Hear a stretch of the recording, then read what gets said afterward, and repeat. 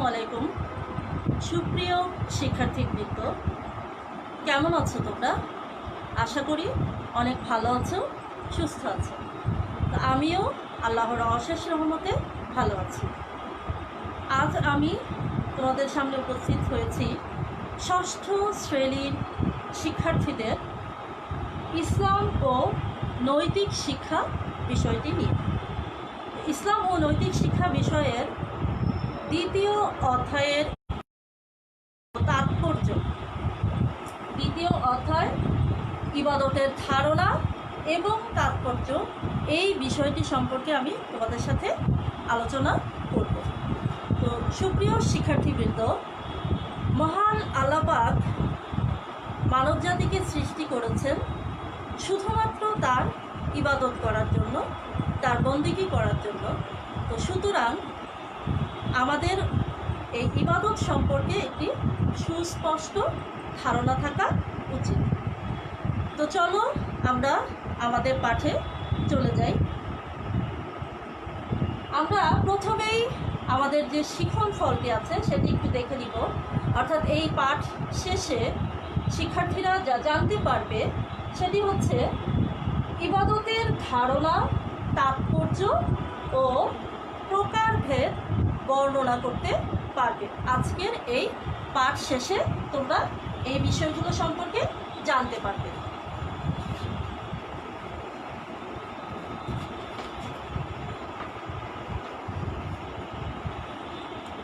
তো শুরুতেই আমরা যা বলেছিলাম যে আজকের আমাদের পাঠের বিষয়টি হচ্ছে ইবাদত। তো প্রথমেই আমরা ইবাদত সম্পর্কে জানব। তো ইবাদত শব্দটি আবদ শব্দ, আরবি আবদ শব্দ থেকে এসেছে, যার অর্থ হচ্ছে দাস বা গোলাম। আর ইবাদতের আবিধানিক অর্থ হচ্ছে চূড়ান্ত বিনয়, বন্দেগী ও গোলামি করা, দাসত্ব করা, আনুগত্য করা। এখন ইবাদত কি বা ইবাদত কাকে বলে, এই প্রশ্নের উত্তরে আমরা জানব ইসলামী পরিভাষায় মহান আল্লাহ পাকের সকল আদেশ নিষেধ ও বিধিবিধান অনুযায়ী জীবন পরিচালনা করাকেই ইবাদত বলা হয়। অর্থাৎ আল্লাহর যত বিধিবিধান ইসলামী শরীয়তে উল্লেখ করা আছে সেই অনুযায়ী মানব জীবন পরিচালনা করার নামই হচ্ছে ইবাদত। তো শিক্ষার্থী বন্ধুরা, এরপরে আমরা জানব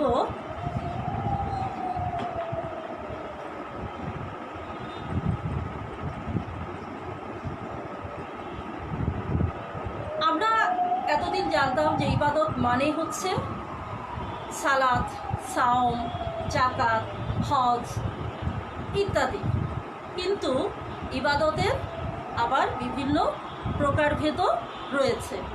তো শিক্ষার্থী বন্ধুরা, তোমাদের পাঠ্য বইতে দেখবে যে ইবাদতকে 3 শ্রেণীতে ভাগ করা হয়েছে। তো আমি সেই 3 শ্রেণী সম্পর্কে এখন আলোচনা করব। প্রথমটি হচ্ছে ইবাদতের বাদানি বা শারীরিক ইবাদত। ইবাদতে বাদানি বা শারীরিক ইবাদতটা হচ্ছে যে ইবাদত শরীরের অঙ্গ প্রত্যঙ্গের সাহায্যে পরিশ্রমের মাধ্যমে করা হয়, তাকে ইবাদতে বাদানি বা শারীরিক ইবাদত বলা হয়। আর এই যে ইবাদত, যে 3 শ্রেণীর ইবাদত আছে, সেই 3 শ্রেণীর ইবাদতের মধ্যে সর্বশ্রেষ্ঠ ইবাদতই হচ্ছে এই শারীরিক ইবাদত। যেমন আমরা দৈনিক যে 5 ওয়াক্ত সালাত আদায় করি, তারপর রমজান মাসে 30টা রোজা রাখি, এই সবই হচ্ছে এই ইবাদতে বাদানি বা শারীরিক ইবাদতের অন্তর্ভুক্ত। এরপরে আমরা জানব ইবাদতের দ্বিতীয় ভাগের, অর্থাৎ দ্বিতীয় ভাগে আছে ইবাদতে মালি বা আর্থিক ইবাদত।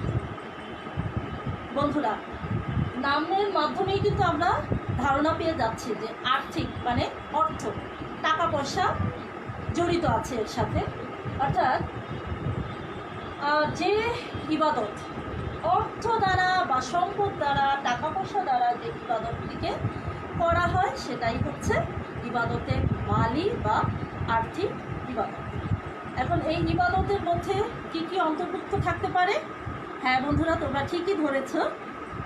এই ইবাদতের অন্তর্ভুক্ত হচ্ছে জিহাদ বা ইসলামের জন্য যে যুদ্ধ করে সেটা, আবার হজটাও হচ্ছে এই ইবাদতে মালি বা আর্থিক ইবাদতের অন্তর্ভুক্ত। এরপরে আমরা এই আর্থিক ইবাদতটা সম্পর্কে, এটা আসলে সমাজের কোন শ্রেণীর মানুষ এই ইবাদতটি বেশি করে থাকে? আমরা জানি যে আমাদের সমাজের যারা আর্থিকভাবে সামর্থ্যবান, অর্থাৎ ধনী যে ব্যক্তিবর্গ রয়েছেন, তারাই এই সমাজের যে দরিদ্র, অভাবী, মিসকিন, এদেরকে কি করে? দান খয়রাত করে থাকে, জাকাত প্রদান করে থাকে। আর এই সবই হচ্ছে ইবাদতে মালি বা এই আর্থিক ইবাদতের অন্তর্ভুক্ত। এরপরে আমরা জানবো ইবাদত যে তৃতীয় ভাগটি আছে, সেই তৃতীয় ভাগটি হচ্ছে ইবাদতে বাদানি ও মালি, অর্থাৎ শরীর এবং অর্থ উভয়ের সংমিশ্রণে যে ইবাদত। ইসলামে এমন কিছু ইবাদতও আছে যা শুধুমাত্র শরীর বা শুধু অর্থের বিনিময়ে করা সম্ভব হয় না। তো যে ইবাদতটি করতে হলে শরীর এবং অর্থ উভয়েরই সংমিশ্রণ প্রয়োজন হয়, সেটাই হচ্ছে এই ইবাদতে বাদানি ও মালি ইবাদত। তো এক্ষেত্রে আমরা বলতে পারি যে এই ইবাদতটি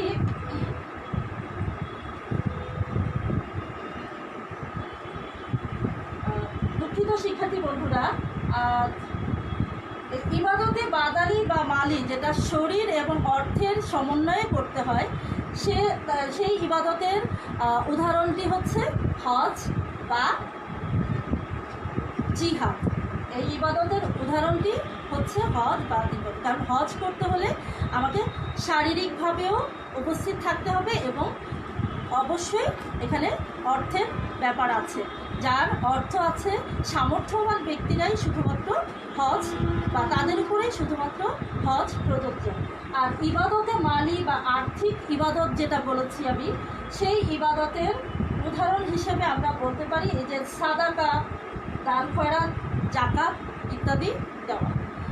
তো এরপরে আমরা চলে যাব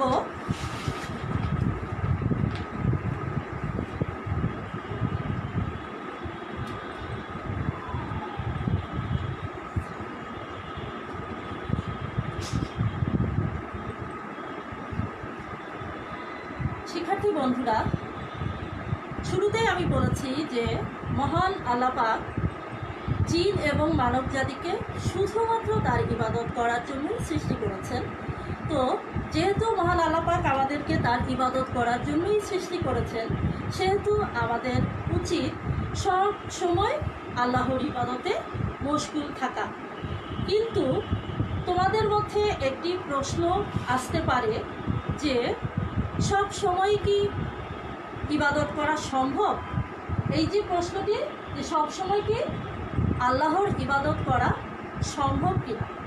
তো শিক্ষার্থী বন্ধুরা, এই প্রশ্নের উত্তরে আমি বলতে পারি যে হ্যাঁ, দিন রাত 24 ঘন্টাই তুমি চাইলে আল্লাহর ইবাদতে নিজেকে মশগুল রাখতে পারো। কিভাবে সেটা সম্ভব? সেটা সম্ভব হবে, ধরো আমরা যখন খাবার খেতে বসি, তো খেতে বসে আমরা জানি যে খাবারের শুরুতে বিসমিল্লাহ বলে খেতে হয়। তো এই যে আমি খাবার শুরু করার পূর্বে বিসমিল্লাহ বলে যদি খাবারটা গ্রহণ করি, তাহলে যতক্ষণ পর্যন্ত আমি খাবার খেতে থাকবো ততক্ষণ পর্যন্ত মহান রাব্বুল আলামিনের রহমত আমার প্রতি বর্ষিত হতে থাকবে। সুবহানাল্লাহ। এছাড়াও তোমরা যখন পড়াশোনা করো বা পড়তে বসো, তখন যদি বিসমিল্লাহ বলে তোমার পড়া শুরু করো, যতক্ষণ পর্যন্ত তুমি পড়াশোনার মধ্যে থাকবে ততক্ষণ পর্যন্ত তা আল্লাহর কাছে ইবাদত হিসেবে গণ্য করা হবে।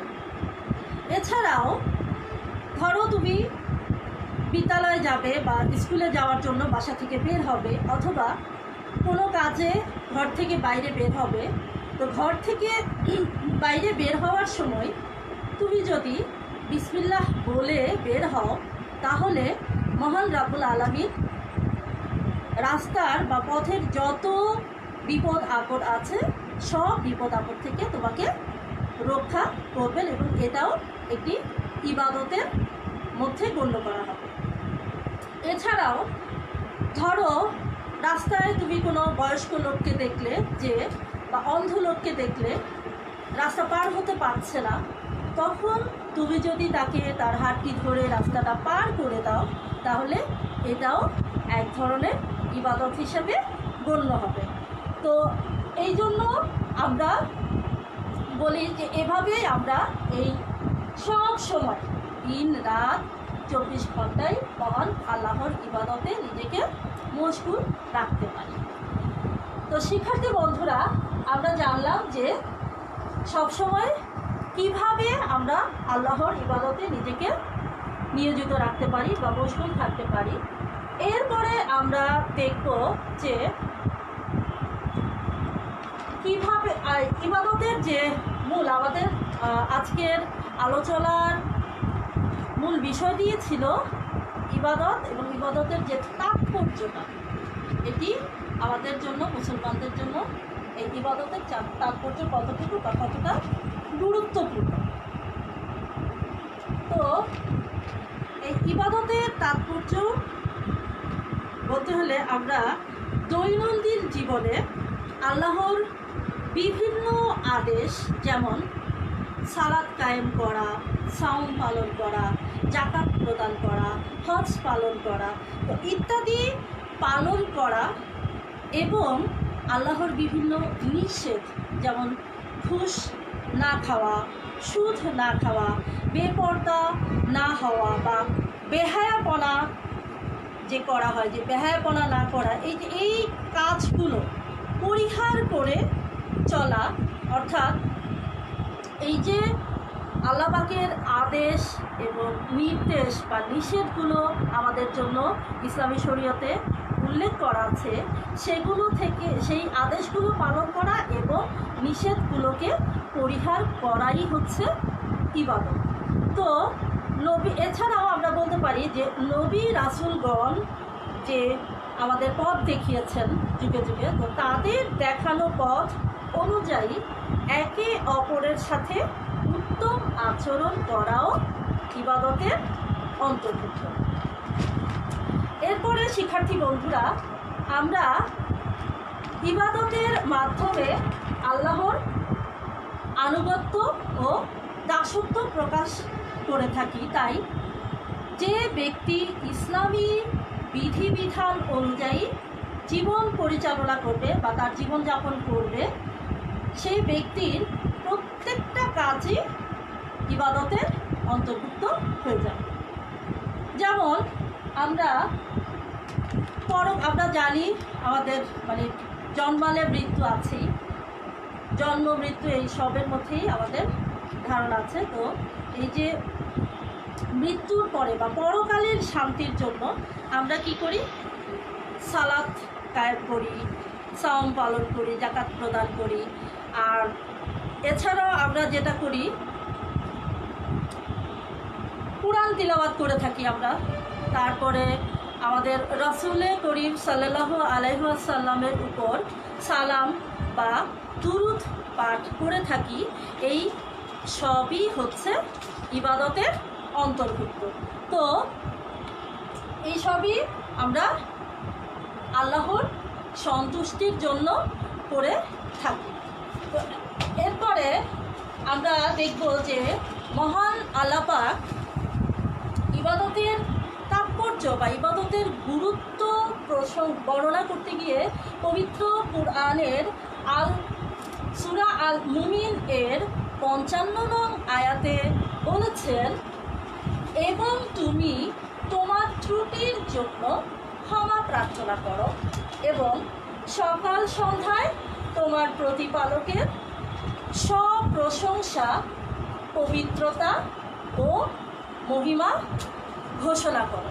অর্থাৎ আমরা দিনে রাতে 24 ঘন্টায় কত রকমের ভুল ভ্রান্তি করি, চলতে ফিরতে উঠতে বসতে সব সময় দেখা যায় যে আমরা আল্লাহর সাথে জেনে বুঝে বা না জেনে আল্লাহর সাথে শিরক করে ফেলি। আর আল্লাহর অনেক বিধি নিষেধ আমরা অমান্য করে ফেলি।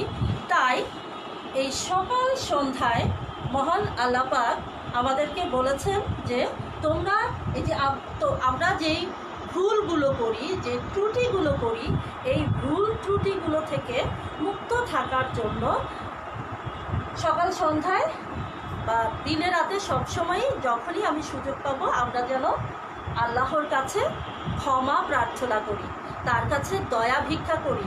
আমরা যেন বলি যে হে আল্লাহ, আমার ভুল হয়ে গেছে, আমি ভুল করে ফেলেছি, আমার অন্যায় হয়ে গেছে, তুমি আমাকে ক্ষমা করে দাও। তাহলে রাব্বুল আলামিন আমাদেরকে তখন ক্ষমা করে দিবেন। তো এরপরে আল্লাহ পাক সূরা আয-যারিয়াত এর 56 নং আয়াতে আরো বলেন, আর আমি জিন ও মানুষকে শুধু আমার ইবাদতের জন্য সৃষ্টি করেছি। তো আমি আগেও বলেছি যে শুরু থেকেই বলে আসছি যে আল্লাহ তাআলা সকল কিছু মানুষের জন্যই সৃষ্টি করেছেন। আর এই পৃথিবীর যত নিয়ামত আছে এই সব কিছু কিন্তু শুধুমাত্র আমাদের জন্য, আমাদের মানব জাতির জন্যই আল্লাহ তাআলা সৃষ্টি করেছেন। আর এই জিন ও মানব জাতিকে সৃষ্টি করেছেন শুধুমাত্র মহান আল্লাহ পাকের ইবাদত করার জন্য। তো সুতরাং আমরা সব সময় রাব্বুল আলামিনের ইবাদত করব এবং সেটা অবশ্যই সঠিকভাবে করার চেষ্টা করব। এরপরে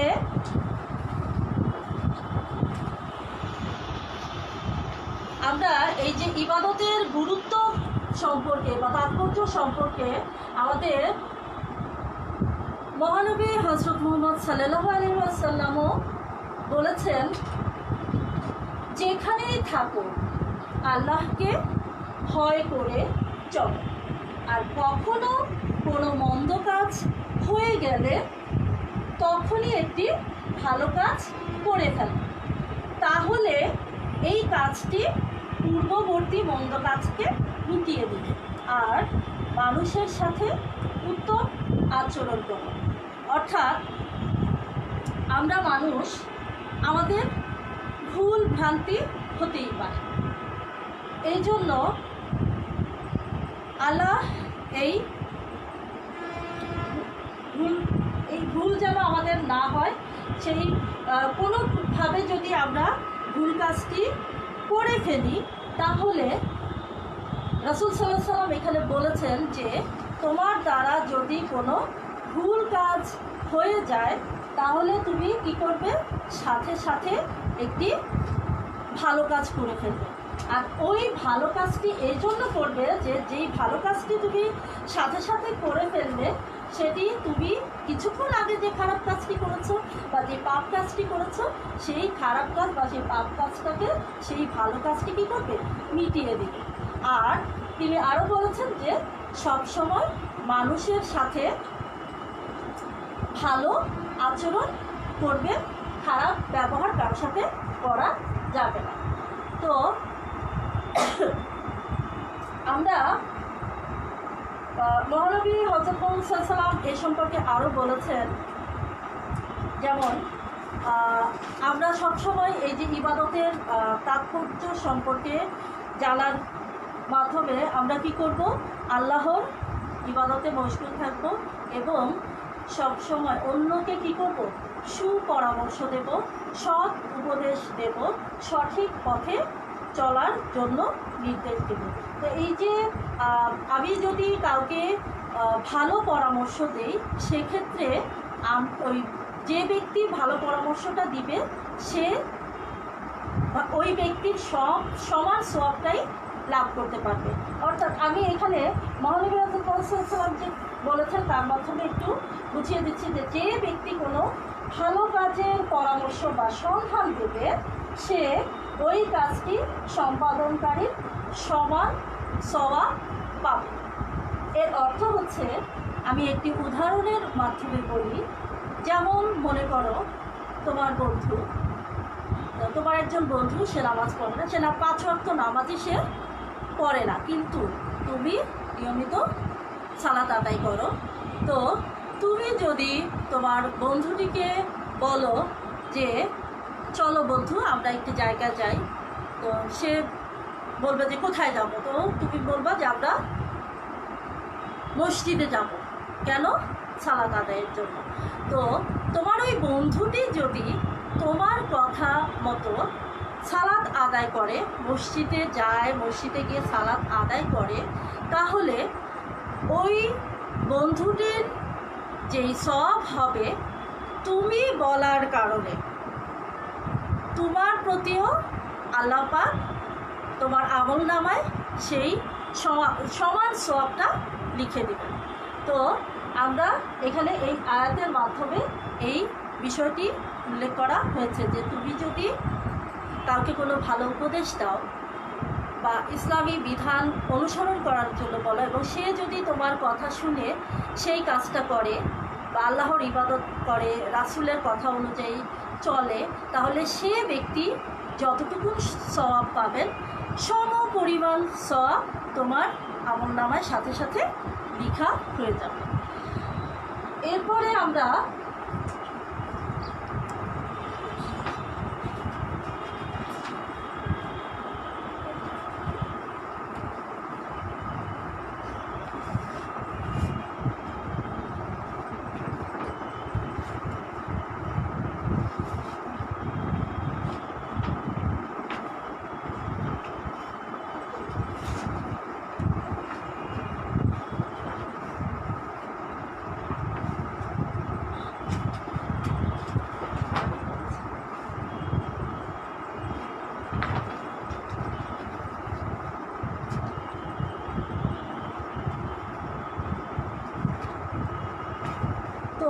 শিক্ষার্থী বন্ধুরা, এই মাধ্যমে আমরা জানতে পারলাম যে আমরা আজকের পাঠের মাধ্যমে জানতে পারলাম যে ইবাদতটা কি, ইবাদত সম্পর্কে আল্লাহ তাআলার বাণী, মহান রাসূল সাল্লাল্লাহু আলাইহি সাল্লামের বাণী সম্পর্কেও আমরা জানতে পারলাম। তো এর মাধ্যমে আমরা জানলাম যে ইবাদত মানে শুধু আল্লাহর উপাসনাই নয়, আল্লাহ পাক ইসলামী শরীয়তে আমাদেরকে যে বিধিবিধানগুলো দিয়েছেন সেই অনুযায়ী আমাদের জীবন পরিচালনা করাই হচ্ছে ইবাদত। তো আমরা যদি এই যে বিষয়গুলো জেনে আমরা নিয়মিত আমাদের যে সালাত কায়েম করা, তারপরে সাওম পালন করা, আল্লাহর যে বিধি নিষেধগুলো, এই বিধি নিষেধগুলো যদি আমরা সঠিকভাবে পালন করতে পারি, তাহলে আমরা দুনিয়াতেও যেমন সুখ শান্তিতে জীবনযাপন করতে পারবো, ঠিক তেমনি আমরা আখিরাতেও পরম সুখের জান্নাত লাভ করব। ঠিক তেমনি আমরা কি করব? আখিরাতে পরম সুখের জান্নাত লাভ করতে পারবো। আর যদি কেউ এই বিধিবিধানগুলো সঠিকভাবে পালন না করো, সঠিকভাবে যদি এই আল্লাহর ইবাদত না করো, আল্লাহর নির্দেশিত পথে যদি না চলো, তাহলে সে কি করবে? দুনিয়ার জীবনেও তার জন্য কঠিন শাস্তি আছে এবং আখিরাতে বা পরকালেও তাকে জাহান্নামের সর্বনিম্ন স্তরে কঠোর শাস্তি ভোগ করতে হবে। তো মহান আল্লাহ পাক আমাদেরকে যেন সঠিকভাবে ইবাদত করার তৌফিক দেন, আমরা সেই কামনাই করছি। তো এই ছিল আমাদের আজকের আলোচনা। শিক্ষার্থী বন্ধুরা, আমরা আজকের পাঠ থেকে যে বিষয়গুলো জানলাম, ইবাদতের তাৎপর্য সম্পর্কে জেনেছি। তো আশা করি তোমরা বিষয়টি বুঝতে পেরেছো। তো এখন আমি তোমাদের জন্য কিছু বাড়ির কাজ বলছি, তোমরা লিখে নিতে পারো, অথবা আমি তোমাদেরকে এখানে লিখে দিচ্ছি তোমাদের বাড়ির কাজ।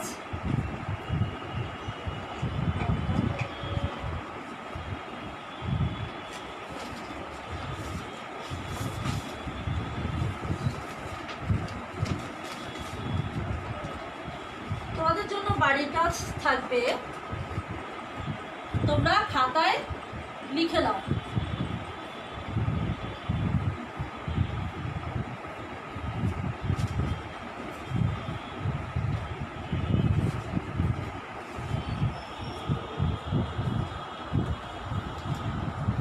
প্রথমটি হচ্ছে ইবাদত কাকে বলে। শিক্ষার্থী বন্ধুরা, তোমরা খাতায় লিখে নাও। 2 নম্বর প্রশ্ন হচ্ছে, আমরা ইবাদত করব কেন? আমরা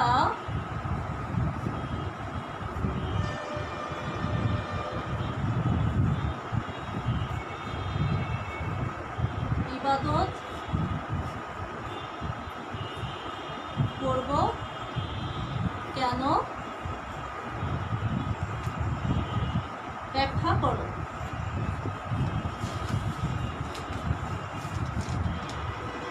যে বিষয়টি আমি তোমাদেরকে এতক্ষণ বলছিলাম যে কি কারণে ইবাদত করলে আমাদের কি লাভ হবে, সেই উত্তরটা আশা করি তোমরা আজকের আলোচনা থেকে বুঝতে পারবে আমরা ইবাদত করব কেন। এরপরের প্রশ্নটি হচ্ছে, ইবাদতের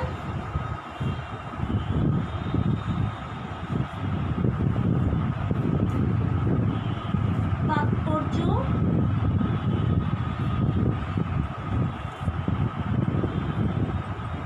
বর্ণনা করো।